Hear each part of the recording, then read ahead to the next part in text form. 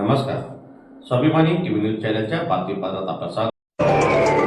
दिग्दर्शक प्रवीण तरडेंनी ज्योती चित्रमंदिरात जाऊन प्रेक्षकांशी साधला संवाद. मराठी चित्रपट सृष्टीतील प्रसिद्ध दिग्दर्शक, लेखक व अभिनेते प्रवीण तरडे यांनी धुळे शहरातील ज्योती चित्रमंदिर येथे भेट देत प्रेक्षकांशी थेट संवाद साधला. यावेळी चित्रपटगृहात उपस्थित असलेल्या चाहत्यांनी त्यांचे स्फूर्त स्वागत केले. प्रवीण तरडे यांनी प्रेक्षकांच्या प्रतिक्रिया जाणून घेत त्यांच्या प्रेमाबद्दल आभार व्यक्त केले. तसेच मराठी चित्रपटांना प्रेक्षकांनी दिलेल्या पाठिंब्यामुळे दर्जेदार कलाकृती निर्माण करण्यास प्रेरणा मिळत असल्याचे त्यांनी सांगितले. यावेळी अनेक चाहत्यांनी त्यांच्यासोबत छायाचित्रे काढत संवादाचा आनंद घेतला. ज्योती चित्रमंदिर येथे झालेल्या या भेटीमुळे चित्रपट प्रेमींमध्ये उत्साहाचे वातावरण निर्माण झाले होते. दरम्यान दिग्दर्शक प्रवीण तरडे यांच्या उपस्थितीने चाहत्यांना अस्मरणीय अनुभव मिळाला. सिनेमांमधनं हरवून गेलो होतं कदाचित, ते जगणं त्यांना दिसलं आणि घराघरातून टेम्पो भरून, बस भरून, थिएटर मालक म्हटले, अहो टेम्पो भरून लोक येतात साहेब,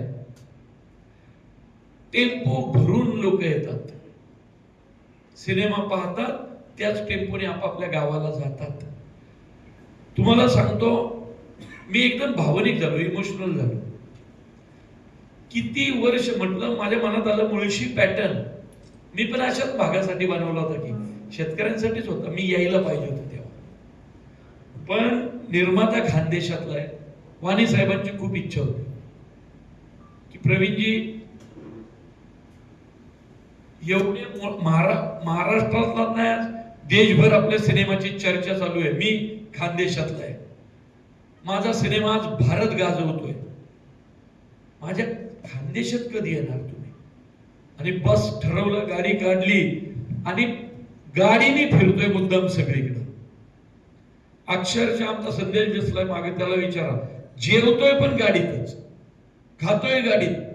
आज सकाळी अंमळनेर मधून निघलो, अंमळनेर मधून एरंडलला आलो, तिथून पाचोऱ्याला आलो, पाचोऱ्यावरून चाळीसगावला आलो, चाळीसगाववरून धुळ्यात आलो, धुळ्यातून मालेगावला जाणार आहे, मालेगाव मधून नाशिकला जाणार आहे आणि प्रत्येक शहरात पत्रकार परिषद करतोय. एक वेळ जेवणार नाही, पण म्हटलं आता गावन गाव पिंजून काढायचं. आणि मला आनंद वाटला या गोष्टीचा की खरंच कोण म्हणतं मराठी सिनेमाचा प्रेक्षक संपलाय आणि पुण्या मुंबईच्या बाहेर मराठी सिनेमा संपलाय, कोण म्हणतं? फक्त त्या लोकांचं जगणं दाखवणारा सिनेमा यायची गरज होती आणि देवळवंदनी तो इतिहास घडवला.